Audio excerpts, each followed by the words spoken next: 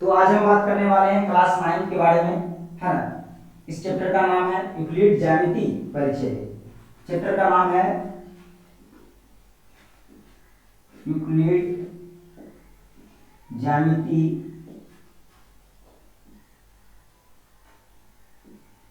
ज्यामिति परिचय।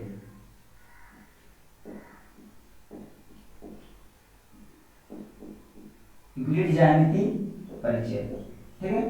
तो सबसे पहले प्रश्न उठता है कि यूक्लिड ज्यामिति क्या है ना। यूक्लिड ज्यामिति, तो यूक्लिड ज्यामिति में जो है हम लोग अध्ययन करते हैं, किसका अध्ययन करते हैं? रेखा, त्रिभुज, वृत्त, वर्ग, घन, घनाभ का अध्ययन क्या कहलाएगा? यूक्लिड ज्यामिति परिचय कहलाएगा। क्या कहलाएगा? यूक्लिड ज्यामिति परिचय कहलाएगा, है ना। तो हम बात करते हैं, लिखेंगे यूक्लिड ज्यामिति परिचय। परिचय कहता है गणित की वह शाखा, है ना, गणित की वह शाखा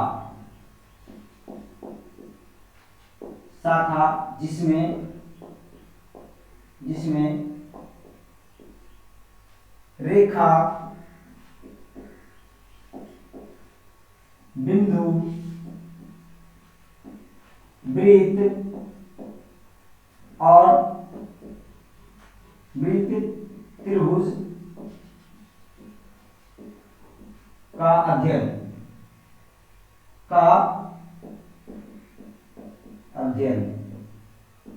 क्या कहलाएगा? यूक्लिड ज्यामिति परिचय, है ना। यूक्लिड ज्यामिति परिचय।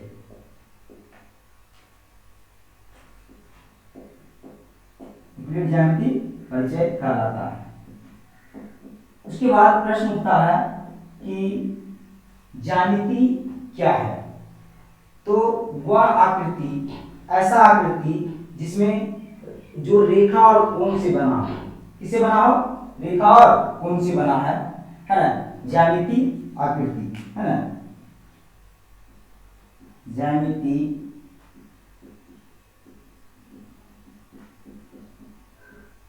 आकृति, तो वैसी आकृति जो रेखा और कोण से बना हो। किससे बना हो? रेखा और कोण से बना हो, उसे क्या कहते हैं? ज्यामितीय आकृति, है ना। वैसी आकृति जो रेखा और कोण से बना हो। रेखा और कोण से बना हो, उसे क्या कहेंगे? उसे ज्यामितीय आकृति कहते हैं। क्या कहते हैं? ज्यामितीय आकृति कहते हैं। ज्यामितीय आकृति कहते हैं। क्लियर है? ज्यामितीय आकृति कहते हैं। जैसे में ज्यामितीय आकृति में क्या आ जाएंगे? रेखा आ जाएंगे, कोण आ जाएंगे, है ना, वृत्त आ जाएंगे, है ना, घन आ जाएगा, घनाभ आ जाएगा। इसे क्या है? ज्यामितीय आकृति है। इसमें दो ही चीज आपको देखने को मिलेगा, एक रेखा और क्या है? बिंदु। और रेखाएं बिंदु से तो कोण बनते हैं, तो बना हुआ चीज है, वो तो व्युत्पन्न है ना। क्या है? व्युत्पन्न है। उसके बाद हम जानते हैं एक वैज्ञानिक का नाम जो कि यूनान का था, है ना, थेल्स। थेल्स का जो है ना ज्यामितीय आकृति में सबसे बड़ा योगदान है ना। और थेल्स के जो सबसे प्रसिद्ध शिष्य थे वो था पाइथागोरस, जिनके द्वारा दिया गया पाइथागोरस परिमेय, है ना। तो हम सबसे पहले बात करेंगे थेल्स के बारे में। थेल्स कौन था? तो थेल्स यूनानी गणितज्ञ था। कौन था? गणितज्ञ, जिसका, है ना, यूक्लिड ज्यामिति में महत्वपूर्ण योगदान है ना। यूक्लिड ज्यामिति में महत्वपूर्ण योगदान है। महत्वपूर्ण योगदान है। महत्वपूर्ण पूर्ण योगदान है।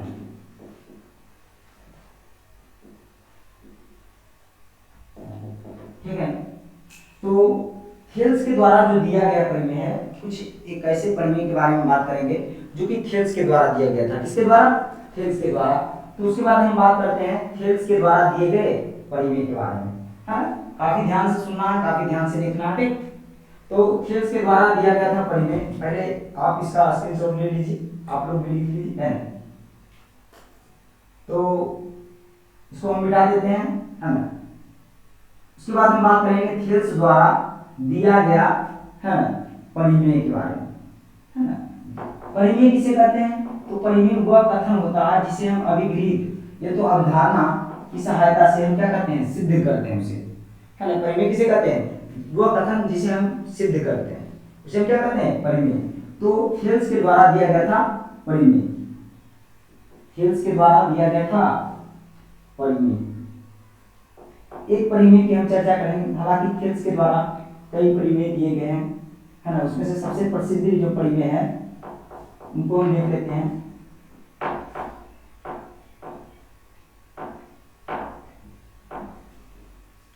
थेल्स बोला था, थेल्स परिमेय की बात अगर हम करें तो है थेल्स परिमेय, जो हम क्लास 10th में भी पढ़ेंगे, है ना। इसकी चर्चा हम थोड़ा सा कर लेते हैं ताकि आप अच्छे तरीके से थेल्स जो गणितज्ञ हैं उनके बारे में आप अच्छे तरीके से जान सके, और क्या है, गणित में आपको इंटरेस्ट आ सके, है ना, रुचि बढ़ सके, ठीक है।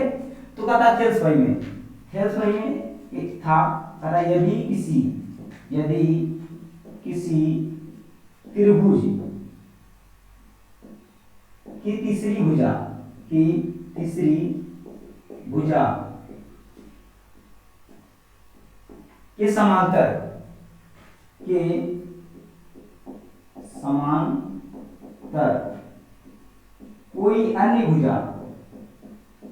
भुजा के समांतर कोई अन्य भुजा हो जो दो भुजाओं को, है ना, जो दो भुजाओं को समान अनुपात में, यानी समानुपाती, है ना, समानुपाती भी इसको कह सकते हैं, समान अनुपात को क्या कह सकते हैं? समानुपाती, समान अनुपात में विभाजित करते हैं,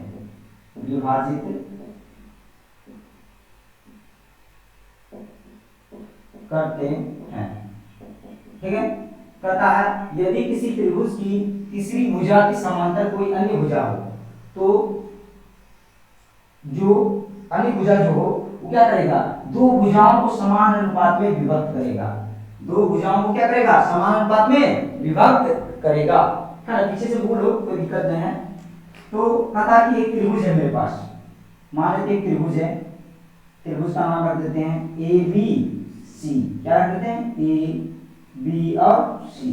अब इस त्रिभुज में आपको जिस रेखा को भी मानना है तीसरा रेखा मान सकते हैं, ये तो हम इसको भी मान सकते हैं तीसरा रेखा, ये तो हम इसको भी मान सकते हैं तीसरा रेखा, ये तो हम इसको भी मान सकते हैं तीसरा रेखा, क्लियर है। तो तीसरी रेखा के समांतर कोई अन्य भुजा, कोई अन्य मतलब बाहरी से जुड़ा है, तीसरी भुजा छोड़कर, तो क्या है, मान लेते हैं एक भुजा है जो कि समांतर है तीसरी रेखा के समांतर, तीसरी रेखा यहाँ पर क्या माने हम? बीसी को, है ना। और अन्य भुजा जो है उसका नाम रख देते हैं डी एफ, है ना। तो यहाँ पर क्या है, यहाँ पर एक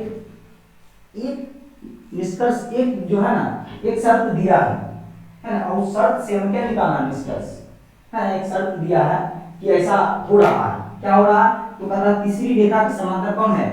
डी एफ है, कौन है? D F. बीसी के समांतर कौन है? D F.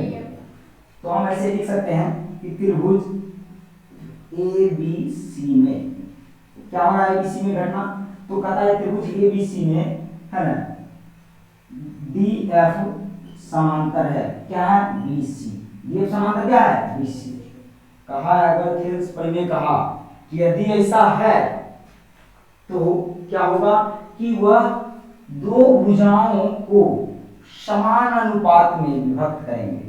अभी समान अनुपात क्या है ना, अनुपात, तो अनुपात का मतलब होता है, जैसे अगर हम लिख दें 2/3, तो इसको लिख सकते हैं 2:3, ठीक है। इसको हम क्या कहते हैं? अनुपात, बटे को हम अनुपात में लिख सकते हैं इस प्रकार से 2:3। समझते जाना, ठीक है, ध्यान से।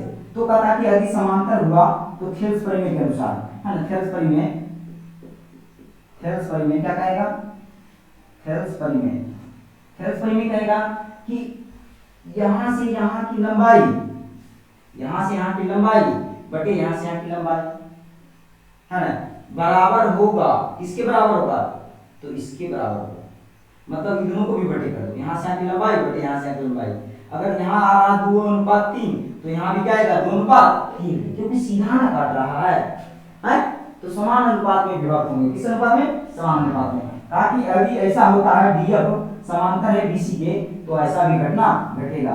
थेल्स परिमेय के अनुसार क्या होगा, तो कहता है, देखो ध्यान से देखो, AD बटे क्या होगा बोलो, DB। अब बराबर किसके होगा, तो AF बटे FC। यही है थेल्स परिमेय, कहाँ समान अनुपात में विभक्त होंगे, है ना। ये आप क्लास जो है ना 10th में भी पढ़ेंगे, ठीक है। तो ये थेल्स के द्वारा दिया गया परिमेय था। अब इसके जो प्रसिद्ध शिष्य थे, है ना, इसकी चर्चा हम ज्यादा नहीं करेंगे, ठीक है, आपको 10th में भी पढ़ना है। तो थेल्स के जो सबसे प्रसिद्ध शिष्य थे उनका नाम था पाइथा। क्या नाम था, पाइथा। और पाइथा द्वारा दिया गया एक परिमेय था जिसको हम कहते हैं पाइथागोरस परिमेय, है ना। बड़ा मजेदार परिमेय है, वो भी पाइथा भी, है ना, जो परिमेय दिए हैं वो क्या है, त्रिभुज से संबंधित है। किससे संबंधित है, त्रिभुज से। कौन त्रिभुज से, समकोण त्रिभुज से, है ना। कौन सा त्रिभुज से, समकोण त्रिभुज से। क्लियर है। तो पाइथा द्वारा दिया गया जो है परिमेय है वो कहता है, सबसे पहले हम एक समकोण त्रिभुज बना लेंगे, ठीक है। समकोण त्रिभुज किसे कहते हैं, तो वैसा त्रिभुज जिसका एक कोण, है ना, वैसा त्रिभुज जिसका एक कोण क्या हो, 90 डिग्री के बराबर हो, उसे हम क्या कहते हैं, समकोण त्रिभुज। क्या कहते हैं, समकोण त्रिभुज। तो क्या कहलाएगा, 90 डिग्री, है ना। और 90 डिग्री के जो सामने होता है उसको क्या कहते हैं बाबू, कर्ण। क्या कहते हैं, कर्ण, है। और जो नीचे मेरा आधार है जिसके ऊपर हमारा त्रिभुज रखा हुआ है उसको हम क्या कहेंगे, आधार, बेस, है ना। क्या कहेंगे, बेस, है। इसको हम बी से सूचित कर सकते हैं, कर्ण को हम एच से, और इसको हम लंब को हम पी से, जिसको हम कहते हैं परपेंडिकुलर, इसको हम कहते हैं हाइपोटेनस, इसको हम कहते हैं बेस। क्लियर है। तो ये पाइथा द्वारा दिया गया परिमेय था। इसमें क्या बताया गया, आगे हम बताते हैं परिमेय क्या कहता है। परिमेय बोला था कि देखो, यदि हम इसको एक भुजा मान लें, वर्ग में होता है 4 भुजा, और 4 भुजा आपस में क्या होते हैं, बराबर होते हैं। अगर हम इसको एक भुजा मान लें और उस पर एक वर्ग बनाए, क्या बनाए, वर्ग बनाए, है ना। इसको हम काफी डिटेल में बताना चाहेंगे, पहले हम इसको मिटा लेते हैं इधर, है ना, तो अच्छे से समझ में आएगा।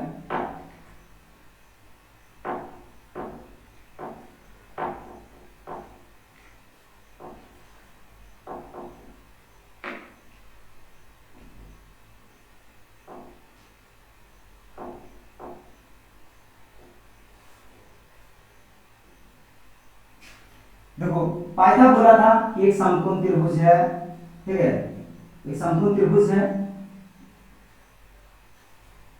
और इसको हम कहते हैं 90 डिग्री, है ना। ये 90 डिग्री हो जाएगा हमारा, और ये हो गया हमारा ABC। और 90 डिग्री के समूह को हम क्या कहते हैं, कर्ण। और ये मेरा क्या हो जाएगा, आधार। क्या हो जाएगा बाबू, आधार, है ना। और ये हमारा क्या हो जाएगा, लंब, है ना, जिसको हम कहते हैं P। क्या कहते हैं, P। इसको हम क्या कहेंगे, H, और इसको हम क्या कहेंगे, B। क्लियर है। तो पाइथा बोला कि देखो, यदि हम इसके ऊपर एक वर्ग खींचे, क्या खींचे, एक वर्ग खींचे, वर्ग खींचे, है ना, वर्ग खींचे, तो इस प्रकार से होगा, इस प्रकार से बनेगा।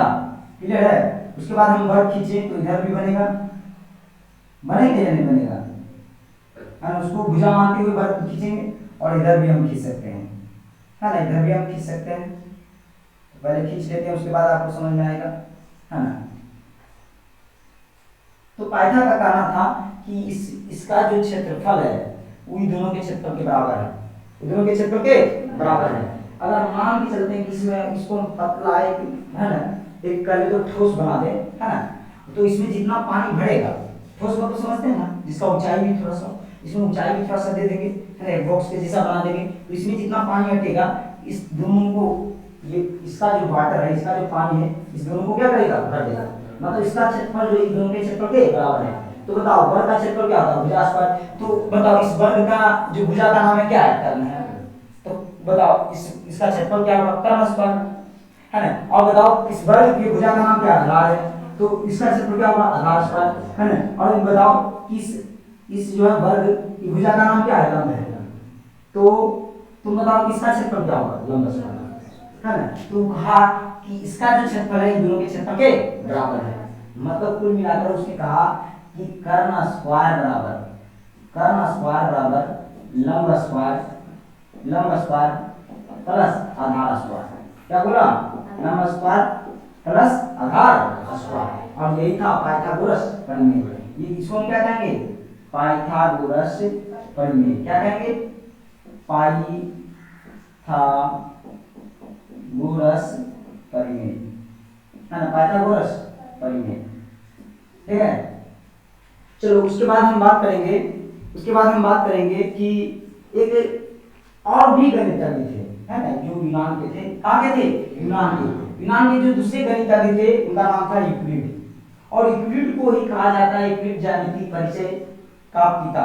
इनके नाम पर ही इस चैप्टर का नाम है यूक्लिड ज्यामिति परिचय, है ना। यूक्लिड जो था एक सबसे महान गणितज्ञ था जिसका सबसे ज्यादा अधिक से भी अधिक योगदान रहा किसमें? ज्यामितीय आकृति में, है ना। इसीलिए हम यूक्लिड को क्या कहते हैं? ज्यामिति का जनक। ये तो हम कहें क्या कहते हैं? पिता। क्या कहते हैं? पिता, है ना। यूनान का एक दूसरा गणितज्ञ, इसको मिटा लेते हैं। यूनान का एक दूसरा गणितज्ञ कौन था? बताओ कौन था? यूक्लिड, है ना। यूक्लिड को हम क्या कहते हैं? ज्यामिति का पिता।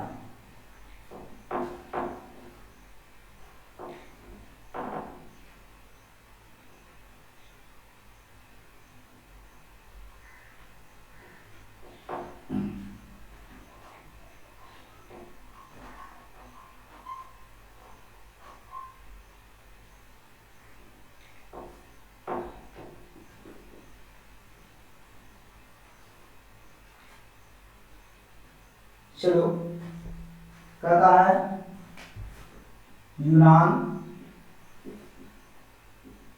का एक दूसरा गणितज्ञ, है ना। पहला तो गणितज्ञ के बारे में बात कर लिए, है ना, उनके बारे में, सेल्स के बारे में। यूनान का एक दूसरा गणितज्ञ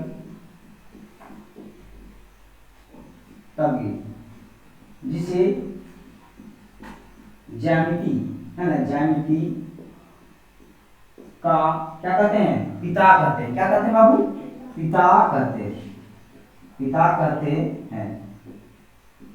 कहते हैं? पिता कहते हैं, ठीक है। तो उसके बाद हम बात करेंगे कि यूक्लिड ज्यामिति के अध्ययन का महत्व क्या है। यूक्लिड ज्यामिति के अध्ययन का महत्व क्या है? अगर हम यूक्लिड ज्यामिति का अध्ययन करें, यूक्लिड ज्यामिति के अध्ययन का महत्व। तो पहला जो महत्व है कि यूक्लिड ज्यामिति का अध्ययन करने से ज्यामितीय आकृति का ज्ञान होता है और उसकी हमें आवश्यकता होती है ना। सबसे पहला जो होगा पॉइंट वो क्या है? यूक्लिड ज्यामिति के अध्ययन से, है ना, अध्ययन से ज्यामिति आकृति, है ना, ज्यामिति आकृति का ज्ञान होता है, ज्ञान एवं आवश्यकता होती है ना, एवं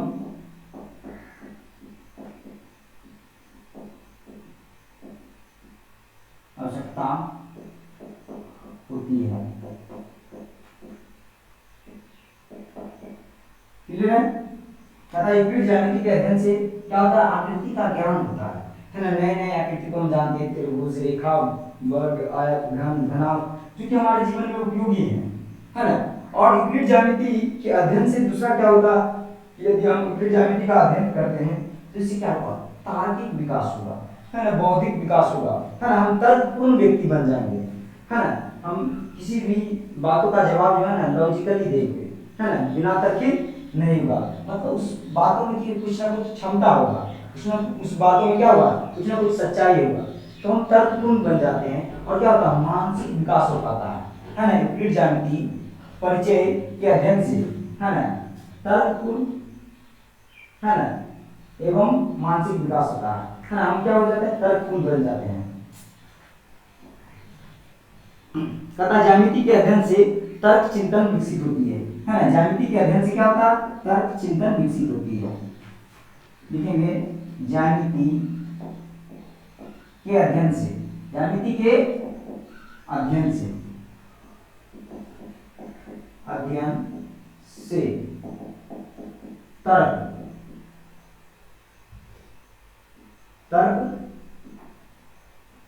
एवं चिंतन विकसित होती है, चिंतन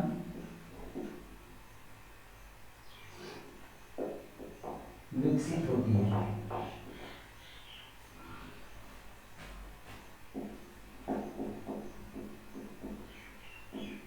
चिंतन का अर्थ हुआ कि कोई भी समस्या आ गया है ना, तो हम सही तरीके से सोच पाते हैं, है ना, किसी भी जीवन की अनेक प्रकार की समस्या, ये तो अध्ययन के समय कोई समस्या हो तो उसमें क्या होगा, हमारा चेतना जो है वो उसमें विकास होगा, हम ज्यादा सोच सकेंगे, है कि नहीं, हमारी चेतनाओं का क्या हो जाएगा, विकास, चिंतन शक्ति बढ़ जाएगा, तर्क शक्ति क्या होगा, बढ़ जाएगा, है ना, बौद्धिक क्षमता होगा, है ना, बौद्धिक क्षमता बढ़ेगा, ठीक है, तो इस प्रकार के होंगे। अब कहता है यूक्लिड द्वारा दिए गए कुछ अभिधारणाएं और अभिवृत्ति, है ना, यूक्लिड द्वारा दिए गए कुछ अभिधारणाएं और अभिवृत्ति, है ना, तो यूक्लिड के द्वारा दिया गया था अभिधारणा और अभिवृत्ति।